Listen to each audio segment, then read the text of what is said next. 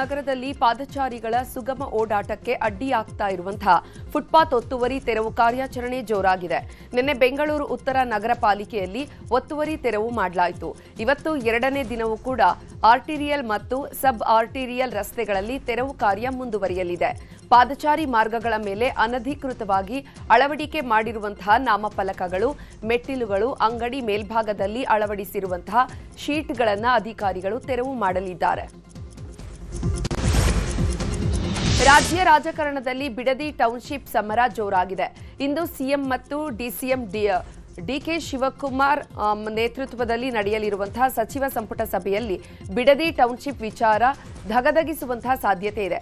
ಯೋಜನೆಗೆ ರಾಜ್ಯಾದ್ಯಂತ ವ್ಯಕ್ತವಾಗ್ತಾ ಇರುವಂತಹ ತೀವ್ರ ವಿರೋಧದ ಹಿನ್ನೆಲೆ ಸಂಪುಟದ ಹಿರಿಯ ಸಚಿವರೇ ಈ ವಿಷಯವನ್ನ ಸಭೆಯಲ್ಲಿ ಪ್ರಸ್ತಾಪಿಸಲಿದ್ದಾರೆ ಎನ್ನಲಾಗಿದೆ.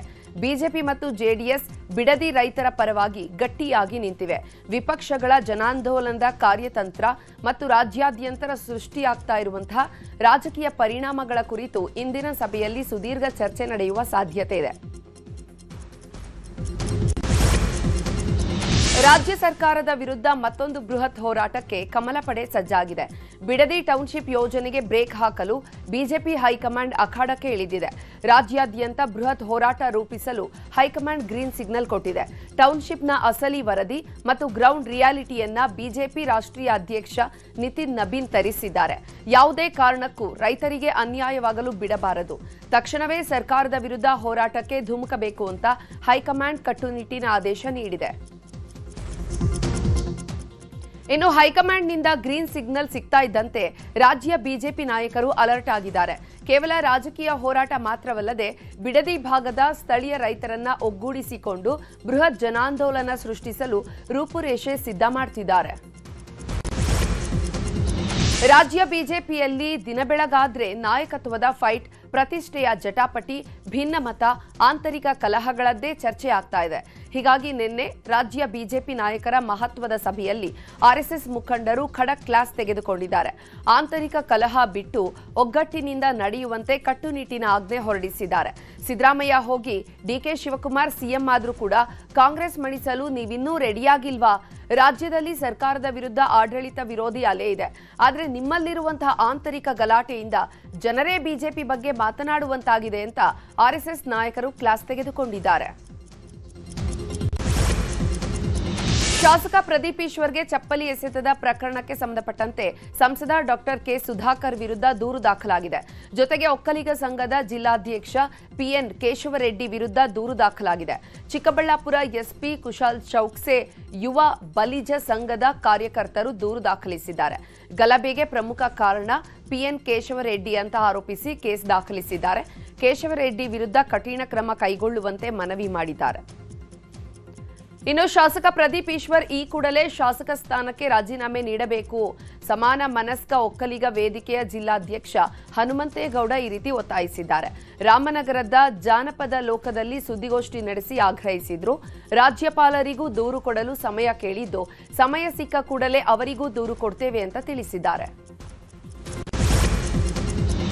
ಡೀಸೆಲ್ ದರ ಏರಿಕೆಯ ಬೆನ್ನಲ್ಲೇ ರಾಜ್ಯದಲ್ಲಿ ಬಸ್ ಟಿಕೆಟ್ ದರ ಏರಿಕೆ ಬಗ್ಗೆ ಸಾಕಷ್ಟು ಚರ್ಚೆ ಆಗ್ತಾ ಇದೆ. ಮುಂದಿನ ಸಚಿವ ಸಂಪುಟದಲ್ಲಿ ಬಸ್ ಟಿಕೆಟ್ ದರ ಏರಿಕೆಗೆ ಗ್ರೀನ್ ಸಿಗ್ನಲ್ ಸಿಗುವಂತಹ ಸಾಧ್ಯತೆ ಇದೆ.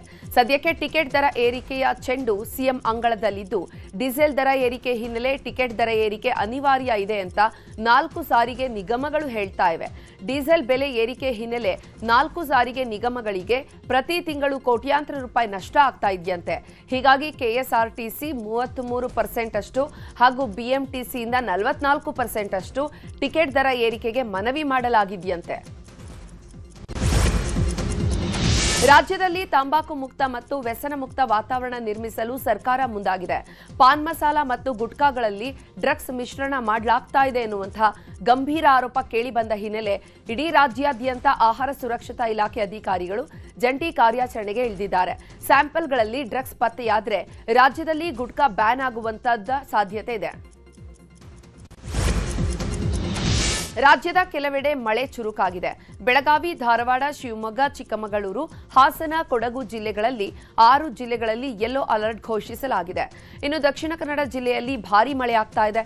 ಹೀಗಾಗಿ ಇಂದು ದಕ್ಷಿಣ ಕನ್ನಡ ಶಾಲಾ ಕಾಲೇಜುಗಳಿಗೆ ರಜೆ ಘೋಷಣೆ ಮಾಡಲಾಗಿದೆ.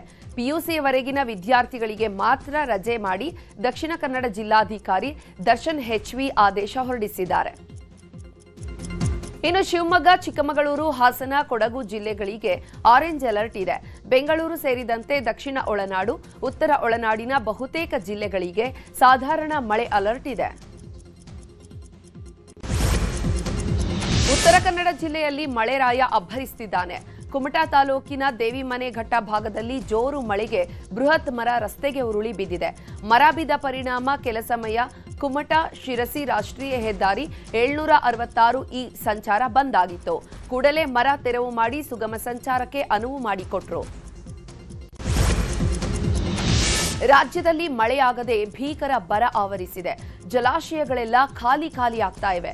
ಆದರೆ ಮುಂಗಾರು ಪೂರ್ವ ಮಳೆಯ ಕೃಪೆಯಿಂದಾಗಿ ಕೊಪ್ಪಳ ತಾಲೂಕಿನ ಪ್ರಮುಖ ನೀರಾವರಿ ಮೂಲವಾದ ಹಿರೇಹಳ್ಳ ಜಲಾಶಯ ಭರ್ತಿಯಾಗಿದೆ.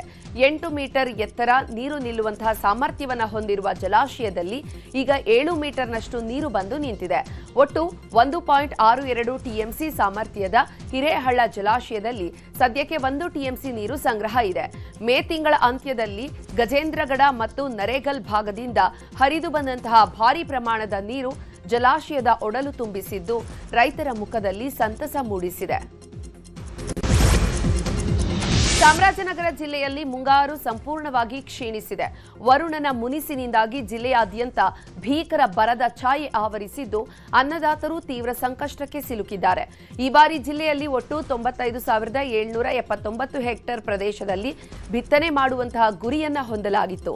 ಆದರೆ ಮಳೆ ಇಲ್ಲದ ಕಾರಣ ಕೇವಲ 25,971 ಹೆಕ್ಟೇರ್ನಲ್ಲಿ ಮಾತ್ರ ಬಿತ್ತನೆಯಾಗಿದೆ. ಬರೋಬ್ಬರಿ 70,000 ಹೆಕ್ಟೇರ್ ಕೃಷಿ ಭೂಮಿ ಮಳೆಯಿಲ್ಲದೆ ಒಣ ಬೇಸಾಯದಂತೆ ಖಾಲಿ ಬಿದ್ದಿದೆ. ಹೀಗಾಗಿ ಬರ ಘೋಷಣೆ ಮಾಡಿ ನೆರವಿಗೆ ಧಾವಿಸುವಂತೆ ರೈತರು ಆಗ್ರಹಿಸಿದ್ದಾರೆ. ಕಾಸರಗೋಡಿನ ಗಡಿನಾಡಿನ ವಿದ್ಯಾರ್ಥಿಗಳ ಬಸ್ ಪ್ರಯಾಣದ ಸಮಸ್ಯೆಗೆ ಕೊನೆಗೂ ಶಾಶ್ವತ ಪರಿಹಾರ ಸಿಕ್ಕಿದೆ. ಕಾಸರಗೋಡು ವಿದ್ಯಾರ್ಥಿಗಳಿಗೂ ಫ್ರೀ ಬಸ್ ಅವಕಾಶ ಕಲ್ಪಿಸಲಾಗಿದೆ. ಈ ಕುರಿತು ಕೇರಳ ವಿಧಾನಸಭೆಯಲ್ಲಿ ಸಿಎಂ ಡಿಕೆಶಿಗೆ ಮಂಜೇಶ್ವರ ಶಾಸಕ ಎಕೆಎಂ ಅಶ್ರಫ್ ಅಭಿನಂದನೆ ಸಲ್ಲಿಸಿದ್ದಾರೆ. ಕೇರಳ ಅಧಿವೇಶನದಲ್ಲಿ ಕನ್ನಡದಲ್ಲೇ ಮಾತನಾಡಿ ನಮ್ಮ ಮಕ್ಕಳಿಗೆ ಉಚಿತ ಬಸ್ ಪ್ರಯಾಣದ ಸೌಲಭ್ಯವನ್ನ ಕಲ್ಪಿಸಿಕೊಟ್ಟ ಕರ್ನಾಟಕದ ಮುಖ್ಯಮಂತ್ರಿ ಶ್ರೀ ಡಿಕೆ ಶಿವಕುಮಾರ್ ಅವರಿಗೆ ಮತ್ತು ಕರ್ನಾಟಕ ಸರ್ಕಾರಕ್ಕೆ ಧನ್ಯವಾದ ಅಂತ ಹೇಳಿದ್ದಾರೆ. ಕರ್ನಾಟಕ ಲೋಕಸೇವಾ ಆಯೋಗದ ಅಧ್ಯಕ್ಷ ಶಿವಶಂಕರಪ್ಪ ಸಾಹುಕಾರ್ ವಿರುದ್ಧ ಕೇಂದ್ರ ಸಚಿವ ಪ್ರಹ್ಲಾದ್ ಜೋಶಿ ಗಂಭೀರ ಆರೋಪ ಮಾಡಿದ್ದಾರೆ. ನಮ್ಮ ಪುತ್ರಿಯರ ನೇಮಕಾತಿಯಲ್ಲೇ ನೇರವಾಗಿ ಭಾಗಿಯಾಗಿ ಅಧಿಕಾರವನ್ನ ದುರುಪಯೋಗಪಡಿಸಿಕೊಂಡಿದ್ದಾರೆ ಅಂತ ಆರೋಪಿಸಿರುವಂತಹ ಜೋಶಿ ಈ ಬಹಿರಂಗ ಸ್ವಜನ ಪಕ್ಷಪಾತದ ಕುರಿತು ಉನ್ನತ ಮಟ್ಟದ ತನಿಖೆ ನಡೆಸುವಂತೆ ಮುಖ್ಯಮಂತ್ರಿಗಳಿಗೆ ಪತ್ರ ಬರೆದಿದ್ದಾರೆ.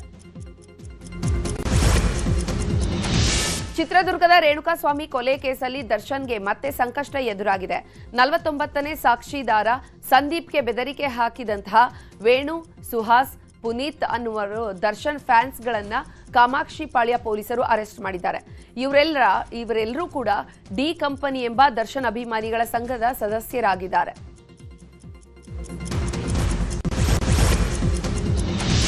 ತಮಿಳುನಾಡು ರಾಜಕಾರಣದಲ್ಲಿ ಮತ್ತೊಂದು ಜಿದ್ದಾಜಿದ್ದಿನ ಮಹಾಭಾರತ ಶುರುವಾಗಿದೆ. ಮುಖ್ಯಮಂತ್ರಿ ವಿಜಯ್ ನೇತೃತ್ವದ ಟಿವಿಕೆ ಸರ್ಕಾರವನ್ನ ಉರುಳಿಸಲು ವಿಪಕ್ಷ ಡಿಎಂಕೆ ತೆರೆಮರೆಯಲ್ಲಿ ಭಾರೀ ಸ್ಕೆಚ್ ಹಾಕದಂತೆ ಕಾಣ್ತಾ ಇದೆ. ಇನ್ನು ಟಿವಿಕೆ ಪಕ್ಷದ ಶಾಸಕರಿಗೆ 15ರಿಂದ 50 ಕೋಟಿ ಆಮಿಷ ಒಡ್ಡಿ ಖರೀದಿಸಲು ಡಿಎಂಕೆ ಭರಪೂರ ಯತ್ನ ನಡೆಸ್ತಾ ಇದೆ ಅನ್ನುವಂತಹ ಗಂಭೀರ ಆರೋಪ ಕೇಳಿಬಂದಿದೆ. ಟಿವಿಕೆ ಶಾಸಕರ ರಾಜಕೀಯ ಕುದುರೆ ವ್ಯಾಪಾರಕ್ಕೆ ಯತ್ನಿಸಿದ ಆರೋಪದ ಮೇಲೆ ಡಿಎಂಕೆ ನಾಯಕ ಸೆಂಥಿಲ್ ಬಾಲಾಜಿಯವರ 3 ಆಪ್ತರ ಬಂಧನ ಆಗಿದೆ.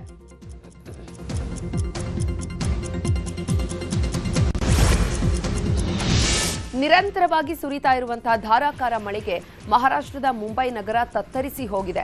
ನಿನ್ನೆ ಸಂಜೆ ಸುರಿದ ಭಾರೀ ಮಳೆಗೆ ರಸ್ತೆಗಳು ಸಂಪೂರ್ಣ ಜಲಾವೃತವಾಗಿದೆ. ಮುಖ್ಯ ರಸ್ತೆಗಳಲ್ಲಿ ನದಿಯಂತೆ ನೀರು ಹರಿತಾ ಇದ್ದು ವಾಹನ ಸವಾರರು ಪರದಾಡಿದ್ದಾರೆ. ಕೆಲ ವಾಹನಗಳು ನೀರಿನಲ್ಲಿ ಸಿಲುಕಿ ರಸ್ತೆಯಲ್ಲೇ ಕೆಟ್ಟು ನಿಂತಿವೆ. ಇನ್ನು ಜಮ್ಮು ಕಾಶ್ಮೀರದಲ್ಲೂ ಮುಂಗಾರು ಮಳೆ ಅಬ್ಬರ ಜೋರಾಗಿದೆ. ದೋಡಾದಲ್ಲಿ ಹರಿಯುವಂತಹ ಚೆನಾಬ್ ನದಿಯ ನೀರಿನ ಮಟ್ಟ ಹೆಚ್ಚಾಗಿದೆ. ಪರಿಣಾಮ ನದಿ ತೀರದಲ್ಲಿ ಪ್ರವಾಹದ ಆತಂಕ ಇದೆ. ನದಿ ದಂಡೆಯಲ್ಲಿ ವಾಸಿಸುವಂತಹ ಜನರಿಗೆ ಅಧಿಕಾರಿಗಳು ಎಚ್ಚರಿಕೆ ನೀಡಿದ್ದು ಸುರಕ್ಷಿತ ಪ್ರದೇಶಗಳಿಗೆ ತೆರಳುವಂತೆ ಮನವಿ ಮಾಡಿದ್ದಾರೆ. ಚೆನಾಬ್ ನದಿ ದಂಡೆಯಲ್ಲಿ ರಕ್ಷಣಾ ಪಡೆಗಳನ್ನು ನಿಯೋಜಿಸಲಾಗಿದೆ. ಇನ್ನು ಜಮ್ಮು ಮತ್ತು ಕಾಶ್ಮೀರದ ಕುಪ್ವಾರ್ ಜಿಲ್ಲೆಯಲ್ಲಿ ಜೋರು ಮಳೆಯಾಗ್ತಾ ಇದೆ. ಕಲಾಸೂರ್ ಪ್ರದೇಶದ ಮುರಿ ಚಾರಿಜಾಬ್ನಲ್ಲಿ ಮೇಘಸ್ಫೋಟ ಸಂಭವಿಸಿದೆ. ಇದರಿಂದಾಗಿ ಸ್ಥಳೀಯ ಭೂ ಪ್ರದೇಶಕ್ಕೆ ವ್ಯಾಪಕ ಹಾನಿಯಾಗಿದೆ. ಇಂದಿನಿಂದ 3 ದಿನಗಳ ಕಾಲ ಜಪಾನ್ ಪ್ರಧಾನಿ ಸನಾಇ ಟಕೈಚಿ ಭಾರತದ ಪ್ರವಾಸ ಕೈಗೊಂಡಿದ್ದಾರೆ. ಭಾರತ ಮತ್ತು ಜಪಾನ್ ನಡುವಿನ ಪಾಲುದಾರಿಕೆಯನ್ನ ಮತ್ತಷ್ಟು ಬಲಪಡಿಸುವ ಉದ್ದೇಶದಿಂದ ಭಾರತಕ್ಕೆ ಭೇಟಿ ನೀಡಲಿದ್ದಾರೆ. ಉಭಯ ದೇಶಗಳ ನಡುವಿನ ವ್ಯಾಪಾರ ಮತ್ತು ಹೂಡಿಕೆ ವಿಸ್ತರಣೆ, ಕಾರ್ಯತಂತ್ರದ ಸಹಕಾರವನ್ನು ಬಲಪಡಿಸುವುದು, ತಂತ್ರಜ್ಞಾನಗಳಲ್ಲಿನ ಸಹಯೋಗವನ್ನು ಬಲಪಡಿಸುವ ಕುರಿತು ಪ್ರಧಾನಿ ನರೇಂದ್ರ ಮೋದಿ ಜೊತೆ ಉನ್ನತ ಮಟ್ಟದ ಮಾತುಕತೆಗಳನ್ನು ನಡೆಯುವಂತಹ ನಿರೀಕ್ಷೆ ಇದೆ. ಭಾರತ ಮತ್ತು ಇಂಗ್ಲೆಂಡ್ ನಡುವಿನ 5 ಪಂದ್ಯಗಳ ಟಿ20 ಸರಣಿಯ ಮೊದಲ ಪಂದ್ಯಕ್ಕೆ ಮಳೆ ಅಡ್ಡಿಪಡಿಸಿದೆ. ಇಂಗ್ಲೆಂಡ್ನ ರಿವರ್ ಸೈಡ್ ಮೈದಾನದಲ್ಲಿ ನಡೆದ ಮೊದಲ ಟಿ20 ಪಂದ್ಯಕ್ಕೆ ಮಳೆ ಅಡ್ಡಿಯಾದ ಕಾರಣದಿಂದಾಗಿ ಯಾವುದೇ ಫಲಿತಾಂಶವಿಲ್ಲದೆ ರದ್ದಾಗಿದೆ. ಮೊದಲು ಬ್ಯಾಟಿಂಗ್ ಮಾಡಿದ ಭಾರತ 20 ಓವರ್ಗಳಲ್ಲಿ 7 ವಿಕೆಟ್ ನಷ್ಟಕ್ಕೆ 189 ರನ್ ಗಳಿಸಿದೆ.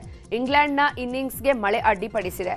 ಯುವ ಕ್ರಿಕೆಟಿಗ ವೈಭವ್ ಸೂರ್ಯವಂಶಿಗೆ ನಿನ್ನೆ ಪಂದ್ಯದಲ್ಲೂ ಕೂಡ ಚಾನ್ಸ್ ಸಿಕ್ಕಿಲ್ಲ. ಹುಬ್ಬಳ್ಳಿಯ ಕೆಎಸ್ಸಿಎ ಮೈದಾನದಲ್ಲಿ ನಡೀತಾ ಇರುವಂತಹ ಮಹಾರಾಜ ಟಿ20 ಟೂರ್ನಮೆಂಟ್ನಲ್ಲಿ ನಿನ್ನೆ ನಡೆದ ಮ್ಯಾಚ್ನಲ್ಲಿ ಬೆಂಗಳೂರು ಬ್ಲಾಸ್ಟರ್ಸ್ಗೆ ರೋಚಕ ಗೆಲುವು ಸಿಕ್ಕಿದೆ.